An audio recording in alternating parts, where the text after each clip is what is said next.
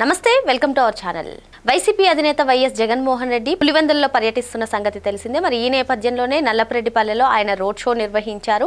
మరి అక్కడ మాట్లాడుతూ త్వరలోనే టీడీపీ బంగాళాఖాతంలో కలిసిపోయే పరిస్థితి ఏర్పడుతుందంటూ ఆయన చేసినటువంటి కామెంట్స్ ని ఏ విధంగా చూడాలి? కూటమి ప్రభుత్వం అధికారంలోకి వచ్చిన తర్వాత ఏ ఒక్కరు యువత కానివ్వండి, పిల్లలు కానివ్వండి, రైతులు కానివ్వండి ఎవరు సంతోషంగా లేరు, అసలు ఎన్నికలను సమర్థవంతంగా నిర్వహించడం లేదు, ప్రజాస్వామ్యబద్ధంగా నిర్వహించడం లేదు అంటూ ఆయన చేసినటువంటి కామెంట్స్ ని, మరి పార్టీ బంగాళాఖాతంలో కలిసిపోతుందంటూ చేసినటువంటి కామెంట్స్ ని ఏ విధంగా చూడాలి తెలుసుకునే ప్రయత్నం చేద్దాం. దీన్ని విశ్లేషించడానికి మనతో పాటుగా ఉన్నారు ప్రముఖ రాజకీయ సామాజిక విశ్లేషకులు అరసమల్లి శ్రీనివాస్ గారు. నమస్తే సార్. నమస్కారం అండి. టీడీపీకి త్వరలోనే బంగాళాఖాతంలో కలిసిపోయే పరిస్థితి ఏర్పడుతుంది అంటూ జగన్మోహన్ రెడ్డి నిన్న నల్లపరెడ్డిపల్లిలో రోడ్ షో నిర్వహిస్తూ మాట్లాడారు సార్. ఏంటి అసలు టీడీపీ బంగాళాఖాతంలో కలిసిపోవడం ఏంటి? మరి 2019లో 151 సీట్లతో మెజారిటీ సాధించినటువంటి జగన్మోహన్ రెడ్డికి 2024లో 11 సీట్లకే పరిమితం చేశారు. అయినా కూడా ఇప్పుడు జగన్మోహన్ రెడ్డి టీడీపీ పైన ఇటువంటి కామెంట్స్ చేయడం, అదేవిధంగా కూటమి ప్రభుత్వం అధికారంలోకి వచ్చిన తర్వాత ఏ ఒక్కరు రైతులు కానివ్వండి, పిల్లలు కానివ్వండి, యువత కానివ్వండి ఎవ్వరూ సంతోషంగా లేరు, పులివెందుల ఒంటిమిట్ట జెడ్పీటీసీ ఎన్నికలు కూడా ప్రజాస్వామ్యబద్ధంగా నిర్వహించలేదు, పోలీసులు అధికారాన్ని అడ్డు పెట్టుకుని నిర్వహించింది అని చెప్పి ఆయన కామెంట్స్ చేస్తున్నారు సార్. వీటిపైన మీరేమంటారు? ఇప్పుడు జగన్మోహన్ రెడ్డి గారు ఏంటంటే తీవ్ర నిరాశ నిస్పృహల మధ్య ఉన్నాడండి. వాస్తవ పరిస్థితులు ఆయన అర్థం చేసుకునే పరిస్థితి లేదు ఆయనకి. ఇంకోటి ఏంటంటే అసలు తను ఎందుకు ఓడిపోయాడు తనకు అర్థం అవ్వట్లేదు. ఇంకా ప్రజలకు అర్థమైంది, వాళ్ళ పార్టీలో చాలామంది నాయకులకు అర్థమైంది, మోస్ట్ అంటే 90% నాయకులకి కార్యకర్తలకు అర్థమైంది. తనకు మాత్రం అర్థం అవ్వాలి అసలు ఎందుకు ఓడిపోయింది అనేటువంటి దానికి ఒక అవగాహన లేదు అతనికి. నిజంగా కనుక ఏమాత్రం కొంచెం విచక్షణ ఉన్నవాడైనా ఏం చేస్తారంటే తను ఏదో ఒక పాలసీ ప్రకారం వెళ్ళాడు, తన బుద్ధిని అనుసరించి ఏదో వ్యవహారం చేశాడు, అది రివర్స్ అయింది, దెబ్బైపోయినరా బాబు అనుకుని సమీక్ష చేసుకుంటాడు. అలా మనం ఎక్కడ పొరపాటు చేసాం? ఇప్పుడు వ్యాపారంలో అయినా, వ్యవహారంలో అయినా, రాజకీయంలో అయినా ఒడిదుడుకులు ఎగుడుదిగుళ్ళు సహజం. అటువంటి జరిగినప్పుడు మంచి చెడు రెండు కూడా బేరీజ్ వేసుకుని ఏం జరిగింది, మనం పొరపాటు ఏం చేసాం, విజయం వచ్చినా అపజయం వచ్చినా సరే విజయం వస్తే ఎలా వచ్చిందని సమీక్ష చేసుకోవాలి, ఓడిపోతే కూడా అంతకు మించి ఎక్కువ సమీక్ష చేసుకోవాలి. ఏం జరిగింది, మనం ఎక్కడ పొరపాటు పడ్డాం, మనకి జనం ఎందుకు రివర్స్ అయ్యారు, ఇంత తీవ్ర ఆగ్రహవేశాలు మన మీద ఎందుకు చూపించారు అనేటువంటిది అతను ఒక చర్చ పెట్టుకునే వాళ్ళలో ఒక సమీక్ష చేసుకుని ఉంటే, రివిజన్ చేసుకుని ఉంటే కొంతవరకు అతనికి అవగాహన వచ్చేది. అంటే అధికారంలోకి వచ్చిన దగ్గర నుంచి తన ప్రవర్తన, వ్యవహారం, నడవడిక, చట్ట రాజ్యాంగ ఉల్లంఘనలో కోర్టు ఆదేశాలను బేఖాతరు చేయటం, పెత్తనం, అధికారం, డబ్బు, మదం, ఒళ్ళు కొవ్వెక్కినతనం, ఇవన్నీ తను బేరీ చేసుకుంటే తనకే అర్థమవుతుంది, ఎవడో చెప్పాల్సిన అవసరం లేదు. ఇది ఏది చేయకుండా ఏం చేస్తున్నాడంటే ఆయన ఈవీఎంలు మేనేజ్ చేశారు, లేకపోతే చంద్రబాబు నాయుడు గారు మోసం చేశాడు, హామీలు ఇచ్చి మరి నువ్వు చేసిందేంటి, మీ నాన్న చేసిందేంటి, గతంలో ఎన్నికలు అన్న తర్వాత ఎవరైనా హామీలు ఇస్తారు, హామీలు నెరవేర్చుతారు, నెరవేర్చకపోతే ప్రజలు శిక్షిస్తారు, అంతే సింపుల్. మరి నువ్వేం హామీలు ఇచ్చావు, నువ్వు ఎంతవరకు నెరవేర్చావు, నువ్వేం చెప్పావు, ఏం చేసావు, అవన్నీ కూడా ప్రజలు చూసుకున్నారు. నువ్వు కేవలం నువ్వు ఇచ్చిన హామీలు నెరవేర్చకపోతే కూడా నేను క్షమిస్తారేమో, కానీ నువ్వు అరాచకం చేసావు, అప్రజాస్వామికంగా వ్యవహరించావు, చాలా మొనార్క్లా వ్యవహరించావు. వ్యవస్థల పట్ల, యంత్రాంగం పట్ల, ప్రజల పట్ల, ప్రతిపక్షాల పట్ల, నాయకుల పట్ల, నీకన్నా సీనియర్ల పట్ల కూడా నువ్వు చాలా దుర్మార్గంగా వ్యవహరించావు.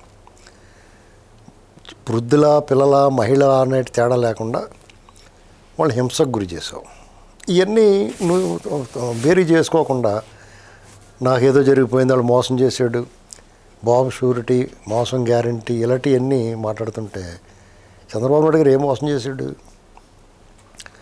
4,000 పెన్షన్ చేస్తానంటే చేసేసాడు. ఏప్రిల్ మే జూన్ ఇస్తానంటే పెన్షన్ 3,000 కలిపి 7,000 ఇచ్చేసాడు. ఇవాళకి కూడా 1వ తారీఖు అందంగా చెప్తున్నారు. డిఎస్సీ వేస్తున్నారు, మెగడి వేసారు, 16,000 మందికి రేపు మాపు ఉద్యోగాల్లో జాయిన్ అయిపోతారు. నువ్వు నీ హయాంలో రోడ్లన్నిటికి కంతలు కింద పడిపోయి కొన్ని చోట్ల రోడ్డు ఉండేదేమో అనుకునేలాగా అయిపోయింది. అవన్నీ కొన్ని రిపేర్ చేశారు, కొన్ని చోట్ల వేశారు, ఇప్పుడైతే ప్రజలు కొంచెం సాఫీగా నడుస్తున్నారు. 70-80% కంప్లీట్గా రోడ్లన్నీ బాగు చేశారు. స్టేట్ హైవేస్ అన్నీ కూడా. మహిళలకు 3 సిలిండర్లు ఇస్తున్నారు, ఇచ్చారు. తల్లికి వందనం ఎంతమంది ఉంటే అంతమందికి ఇస్తున్నారు. వికలాంగుల పెన్షన్లు 6,000 చేసాడు ఆయన. ఏదో తేడా వస్తే కూడా వాళ్ళకి మీకు కంగారు పడకుండా బాబు మళ్ళీ ఇస్తామని చెప్తున్నారు. రైతు భరోసా అదే అన్నదాత సుఖీభవ వాళ్ళకే మొన్నే డబ్బులు వేశారు. అసలు వాళ్ళు చేయాల్సిందే. మహిళలు ఫ్రీ బస్సు ఇచ్చాడు. మీరు మాట్లాడడానికి ఏముంది, ఇందులో మోసం ఏముంది? ఎవరైతే లబ్ధిదారులు ఉన్నారో ఎప్పుడు వాళ్ళే ఉంటారు లబ్ధిదారులు. నీ హయాంలో వీళ్ళ హయాంలో రేపు ఇంకొకటి వచ్చినా కొంచెం ఇంచుమించుగా వాళ్ళే ఉంటారు. నీ హయాంలో 44 లక్షలు ఉండేది పెన్షన్లు, ఇప్పుడు 60 చిల్లర ఇస్తున్నారు. చాలామంది పెరిగారు. లబ్ధిదారులు 44 లక్షల మందే ఉండేవారు అతని దాంట్లో. ఇంకా పెరిగారు, బాగా విపరీతంగా పెరిగారు. మీరు కొంతమందిని యాడ్ చేశారు దొంగ పెన్షన్దారులు, వాళ్ళందరినీ తీసి పడేస్తారు. ఖచ్చితంగా తీసేయాలి. అందులో అనర్హులు ఎవరన్నా ఉంటే తొలగించాలి, అర్హులకి ఇవ్వాలి. కొత్తగా ఒక రేషన్ కార్డు ఇవ్వలేదు, కొత్తగా ఒక పెన్షన్ పెంచలేదన్నాడు. మెల్లగా పెంచుతారు. అసలు ముందు ఉన్నవాళ్ళకి ఇవ్వాలి కదా. వాళ్ళకి ఉన్నవాళ్ళకి ఏదైతే ఇస్తారో అది ఇచ్చారు. రేపు మాపు ఏజ్ వస్తూ ఉంటుంది కదా, సంవత్సరాలు గడిచి కొద్దీ కొంతమంది అర్హులు అవుతూ ఉంటారు, కొంతమంది దుకాణం సర్దుకుని పైకి పోతూ ఉంటారు. అవన్నీ సరి చేసుకుని ఇస్తూ ఉంటారు. అది లోకల్గా ఉండి కూడా చేసుకోవాలి, చేస్తారు. ఒకవేళ నీకు అభ్యంతరం ఉంటే మీ కార్యకర్త కూడా పోయి ఇదిగో పలానా వాడికి అర్హుడు, ఇతనికి పెన్షన్ ఇవ్వండి అని అడగొచ్చు. మీకు మళ్ళీ వాళ్ళు ఏమీ మిమ్మల్ని ఏం కాదంటారు, అది గ్యారంటీ. ఇక ఎన్నికల్లో దౌర్జన్యం, దుర్మార్గం, అరాచకం అని మాట్లాడుతున్నాం. ఈ మాటలు మాట్లాడడానికి నీకు అసలు అర్హత లేదు. ఎందుకంటే మీ బ్యాచ్ అంతా కూడా అరాచకానికి, అన్యాయానికి, దుర్మార్గానికి చిరునామా మీరే. అసలు ఆ పేటెంట్ హక్కు మీద ఇంకొకళ్ళు ఎవరన్నా చేస్తే కూడా మీరు ఊరుకోరు. మేమే చేయాలి, మీరు చేయొద్దు అంటారు మీరు. అది ఖచ్చితంగా మీ హయాంలో జరిగిన లోకల్ బాడీ ఎన్నికల్లో, స్థానిక సంస్థల ఎన్నికలు జరిగినాయి కదా, పంచాయతీలు జరిగినాయి, జడ్పీటీసీ, ఎంపీటీసీ జరిగినాయి, మున్సిపల్ ఎలక్షన్ జరిగినాయి. ఇవన్నీ చూసిన తర్వాత నిర్గాంతపోయారు జనం. అసలు ఏంటి ఇలా కూడా చేయొచ్చా, ఇలా చేస్తారా? ఏకగ్రీవాల పేరిట, లేకపోతే నామినేషన్లో డిస్క్వాలిఫై చేయటం, దొంగ ఓటర్లని యాత్రికుల కింద తీసుకురావటం టూరిస్ట్ బస్సుల్లో, ఉప ఎన్నికల్లో గట్రా మీ ఎంత దుర్మార్గం, దౌర్జన్యం చేశారు. నీ వాలంటీర్లు నీ కాలకే సైన్యాన్ని పెట్టుకుని, వాలంటీర్లు పెట్టుకున్నది ఎందుకు? ఇందుకే నువ్వు ప్రతి 50 ఏళ్ళకి ఒకళ్ళు ఎవరన్నా పెట్టు. ఆ ప్రతి ఊళ్ళో 10 మందో 20 మందో ఉండేవారు. ఆ ఊరికో సైన్యం, అనఫిషియల్గా రౌడీ బ్యాచ్ అది. వసూళ్ళకి వాళ్ళు బతకటమే, వాళ్ళ తిరమని వదిలేసావు నువ్వు బిస్కెట్లు. సార్, మీరు చెప్పినట్టుగా గడిచిన 5 ఏళ్ళు ప్రజలందరూ కూడా అరాచకం, అవినీతి అన్నీ చూస్తారు. ఇప్పుడు సంక్షేమం, అభివృద్ధి కూడా చూస్తున్నారు. అయినా సరే జగన్మోహన్ రెడ్డి మళ్ళీ ప్రజల్లోకి వచ్చి టీడీపీ బంగాళాఖాతంలో కలిసిపోతుంది అంటూ చేస్తున్నటువంటి కామెంట్స్ని ఏ విధంగా చూడాలంటారు? వాళ్ళలో ఏనాడు ఎప్పుడూ మార్పు అనేది ఒకటి ఉందండి. వాళ్ళ పార్టీ పెట్టి నుంచి, వాళ్ళ నాన్న దగ్గర నుంచి వచ్చిన వారసత్వంగా సంక్రమించింది ఏంటంటే బురద జల్లటం, దుష్ప్రచారం, విష ప్రచారం. వాళ్ళ నాన్న దగ్గర నుంచి ఉంది ఇది. దాన్ని కొనసాగిస్తున్నాడు ఇతను. లేకపోతే అరాచకం జరిగిపోయిందండి. ఎక్కడ అరాచకం జరిగింది? నువ్వు చేస్తున్నావు. అరాచకవాదులకు మద్దతుగా నువ్వు నిలబడుతున్నావు. రప్ప ఇప్పుడు అధికారంలోకి వచ్చారు వాళ్ళు మాట్లాడాల్సిన మాటలు మామూలుగా అయితే రోడ్ల మీద కొత్త నరికేస్తాం, చంపేస్తాం, పొడిచేస్తాం వాళ్ళు అనాలి మామూలుగా అయితే. మీరు అనేవారు అలాగా. మీరు అధికారంలో రాగానే ఆత్మకూరులో ఏం చేశారు? ఆత్మకూరే కాదు, ఎక్కడికక్కడ వాళ్ళు దౌర్జన్యం, దుర్మార్గం, రక్త గాయాలతో పంపించేవారు ఇళ్ళకి. తెలుగుదేశం కార్యకర్తలు, ప్రత్యర్థి పార్టీలు నిజంగా చాలా సఫర్ అయిపోయారు. తెలుగుదేశం కార్యకర్తలు, నాయకులు మ్యాక్సిమం వాళ్ళ పార్టీ ఆవిర్భవించిన తర్వాత ఎప్పుడూ ఎదుర్కోనంత దుర్మార్గాన్ని ఎదుర్కొన్నారు. వాళ్ళు యుద్ధం చేశారు. వాళ్ళు వీర సైనికులు, వాళ్ళంతా వీరులు. మీ వాళ్ళు ఏమన్నారు? పారిపోయి దాక్కుంటున్నారు కదా.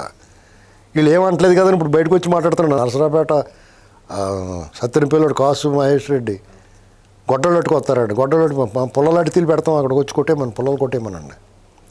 గొడ్డలు పట్టుకొచ్చి పుల్లలాంటి తీల్లో పనిచేయమనండి. ఇప్పుడు ఆ పుల్లల అవసరం కూడా లేదు ఎవరికైనా. ఎందుకంటే అందరు గ్యాస్ దీపం పథకాలు అవి పెట్టేసి అందరికీ గ్యాస్ వాడుతున్నారు. ఆ పుల్లల వాడి పరిస్థితి కూడా లేదు ఇక్కడ. గొడ్డలాంటి పట్టుకొచ్చి ఏం చేస్తాడు?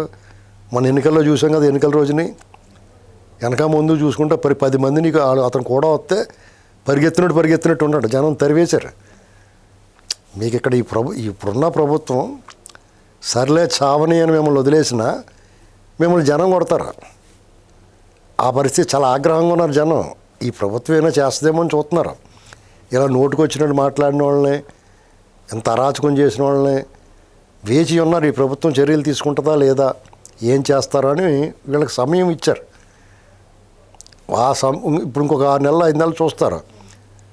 వీళ్ళు కూడా ఇంకా ఏం చేయలేదని మిమ్మల్ని ఈ చట్టము, రాజ్యాంగము, ఈ న్యాయస్థానాలు మిమ్మల్ని శిక్షించకపోయినా ప్రజలు రోడ్డు మీదకి వచ్చి మిమ్మల్ని దొల్లించి కొడతారు. అందులో అనుమానం లేదు.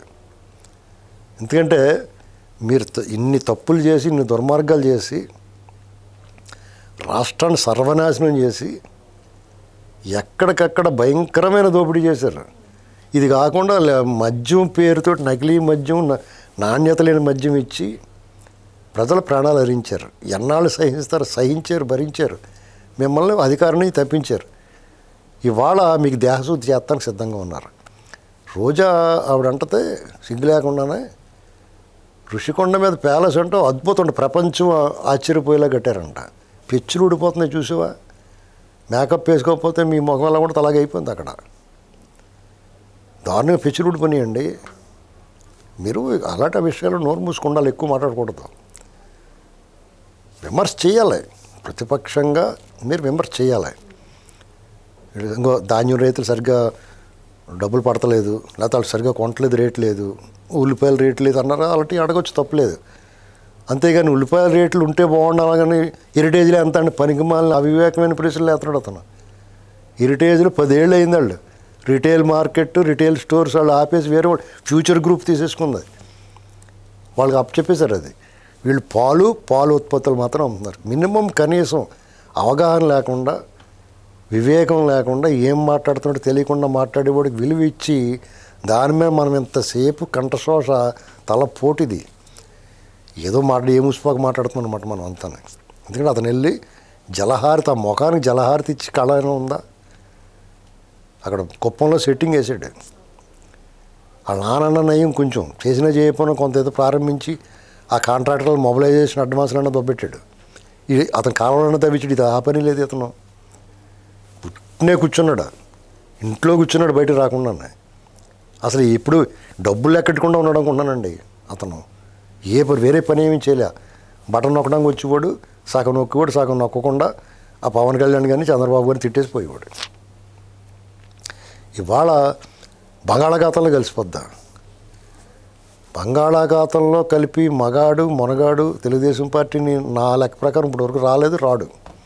ఎందుకంటే ఈ దేశంలో ఒక ప్రాంతీయ పార్టీ ఈ రకంగా ఇన్ని సవాళ్ళను ఎదుర్కొని, ఇన్ని సంక్షోభాలను ఎదుర్కొని, ఇన్ని ఒడిదుడుకులు, ఇన్ని పరాజయాలను ఎదుర్కొని కూడా నిలబడిందంటే, నీలాంటి అరాచకవాది గవర్నమెంట్లో కూడా ఆ పార్టీ నిలబడిందంటే నువ్వు పరాకాష్ట. అరాచకానికి, పార్టీని లేకుండా చేసేయటానికి నువ్వు చేసిన ప్రయత్నం అనేటువంటిది పిక్స్. ఇంక అంతకన్నా దుర్మార్గం ఎవడో చేయలేడు. అయినా సరే ఆ పార్టీ అలా నిలబడి ఉందంటే ఆ పార్టీని జెండాల దారంపో కూడా కదపలేడు అవడం. జెండాని ఈ జెండా లేకుండా చేస్తానన్నాడు. ఇవాళ కూటమిలో చేరాడు వచ్చి ఒంగోలు నుంచి బాలినేని శ్రీనివాసరెడ్డి. ఏంటండి ఇది గుర్తుపెట్టుకోవాలి జగన్మోహన్ రెడ్డి. ఎందుకంటే వాళ్ళ నాన్న వాళ్ళు కాలేదు, ఇందిరా గాంధీ గారి వాళ్ళు కాలేదు, ఉక్కు మహిళ దేశంలో. ఇవాళ ఈ కేంద్రంలో 3వసారి ప్రధానమంత్రి, అత్యంత బలవంతులైన ప్రధానమంత్రి, హోమ్ మినిస్టర్ అమిత్ షా వాళ్ళ వల్ల కూడా కాలేదు. వాళ్ళు కూడా మీతో కలిసిపోతామని కలిసిపోయారు. ఇది గుర్తుపెట్టుకోవాలి. నేను తెలుగుదేశం పార్టీని ఏదో గొప్ప అని చెప్పట్లేదు. ఆ బలాన్ని, ఆ పార్టీకి ఉన్న ఆ లైన్ స్ట్రెంగ్త్ అలాంటిది. ఆ పార్టీకి ఉన్న కేడర్ అలాంటి వాళ్ళు నిస్వార్థంగా ఆ పార్టీ కోసం పనిచేసి చక్క యుద్ధం చేసి మళ్ళీ ఆయుధాలన్నీ పక్కన పెట్టి వెళ్ళి ఆడ పని నాడు చేసుకుంటారు. యుద్ధం వచ్చినప్పుడు మళ్ళీ యుద్ధం వస్తే వస్తారు. మీ పార్టీ బ్యాచ్ లాగా పాసలు తీసుకుని ప్రతిపక్షంలో ఉన్న నీ ముఖం చూడటానికి కానీ పాసలు తీసుకుని వచ్చేంత పిచ్చోళ్ళు కాదు వాళ్ళు. వాళ్ళు వివేకంగా ఆలోచిస్తారు. రాష్ట్ర శ్రేయస్సు కోరతారు వాళ్ళు. రాష్ట్రం బాగుండాలి కాబట్టి ఈ పార్టీ ఎవరి చేతుల్లో ఉండాలో నిర్ణయించగలిగిన ఆ కార్యకర్తలు, ఆ పార్టీ కార్యకర్తలు. ఈ పార్టీని ఎవరు నడిపించాలో నిర్దేశించే కార్యకర్తలు ఉన్నారు ఆ పార్టీకి. మీకు మళ్ళీ పిచ్చోళ్ళలాగా మాట్లాడి నీకన్నా బందర పిచ్చోళ్ళు. నీ కార్యకర్తలు. ఎందుకంటే నువ్వు కోతంటే కోతి కొమ్మండి వీళ్ళు అలాగంటారు. ఒకవేళ పార్టీ నాయకత్వం పొరపాటు చేస్తే వీళ్ళు వెంటనే విమర్శించేస్తారు. ఆ స్వేచ్ఛ ప్రజాస్వామ్యయుతంగా వాతావరణం ఆ పార్టీలో ఉంటుంది కాబట్టి ఆ పార్టీ నిలబడి ఉంది. మీకు మళ్ళీ బంగాళాఖాతంలో ఒకవేళ బంగాళాఖాతంలో కలిపేద్దని ఉన్న పట్టుకెళ్ళినా బంగాళాఖాతం వెనక్కి వెళ్ళిపోద్ది కానీ వీళ్ళని కలుపుకోదు. అది గుర్తుపెట్టుకోవాలి. ఎందుకంటే తెలుగుదేశం పార్టీ ఆవిర్భవించిన తర్వాత 1984లో ఒక సంక్షోభం వచ్చింది. రామ్లాల్ అనేటువంటి ఒక గవర్నరు ఎన్టీ రామారావు గారిని చాలా దారుణంగా బర్తరఫ్ చేసాడు. నెల తిరగకుండా ఇందిరాగాంధీ తప్పైపోయింది బాబు అని చెప్పి తీసుకొచ్చి ఆయన ముఖ్యమంత్రి. First of it's kind. అదొక చరిత్ర. ఒక ముఖ్యమంత్రిని బర్తరఫ్ చేసి జనం నుంచి వచ్చిన పెళ్ళుబికిన ఆగ్రహం, ప్రజాస్వామ్య పరిరక్షణ ఉద్యమం జరిగింది. రాష్ట్రం కొత్త ఉడికిపోయింది. తిరిగి దండం పెట్టేసి తీసుకొచ్చి కూర్చోబెట్టారు. మళ్ళా 95లో సంక్షోభం వచ్చింది. దాని పూర్తి రివర్స్. ఒక దుష్టశక్తి ఎండమూరి వీరేంద్రనాథ్ నవల్లో పాత్ర పిశాచి అని ఉంటుంది మంత్రగాడు. అలాంటి ఓ దుష్టశక్తి రాష్ట్ర పిశాచి ఈ రాష్ట్రానికి పార్టీకి చంద్రబాబు నాయుడు ఎన్టీ రామారావు గారికి పట్టుకుంటే ఆ పేడ వదిలించడానికి అధికార మార్పిడి జరిగింది. ఆ వాళ్ళ కార్యకర్తలందరూ కూడా చంద్రబాబు నాయుడు గారు వెనకాల ఉన్నారు. నాయకులందరూ చంద్రబాబు నాయుడు గారు వెనకాల ఉన్నారు. అలాగా పేడ దుష్టశక్తి నుంచి తప్పించి చంద్రబాబు నాయుడు గారు వాళ్ళ పార్టీని కాపాడుకుని వాళ్ళ మనసు గెలుచుకున్నాడు. పనిచేసే ముఖ్యమంత్రిగా ప్రజల మనసు గెలుచుకున్నాడు. మళ్ళా గెలిచాడు ఆయన. మళ్ళా సంక్షోభం తెలంగాణ ఉద్యమం రూపంలో వచ్చింది. తెలంగాణ ప్రాంతంలో తెలుగుదేశం పార్టీకి రాష్ట్రంలో మిగతా ప్రాంతాలన్నింటికన్నా ఎక్కువ బలం పట్టు కార్యకర్తలు ఉన్నారు స్టిల్ వాళ్ళకే. అలాంటి చోట రోడ్డు మీద తిరగనివ్వకుండా రాళ్ళు ఇచ్చి కొట్టేసిన, ఉద్దేశపూర్వకంగా ప్రేరేపితంగా దాడులు చేసిన ఆ పార్టీ నిలబడి ఉండి విభజన జరిగిన తర్వాత ఉద్యమ సమయంలో ఉద్రిక్తల సమయంలో కూడా గణనీయమైన ఓట్లు సీట్లు గెలుచుకుంది. మళ్ళా జగన్మోహన్ రెడ్డి రూపంలో ఒక రకం పెన్ను సంచి భూతం పడిపోయింది మీద. ఇక మామూలుగా కాదు, ఇక్కడ కకావికలం అయిపోయింది.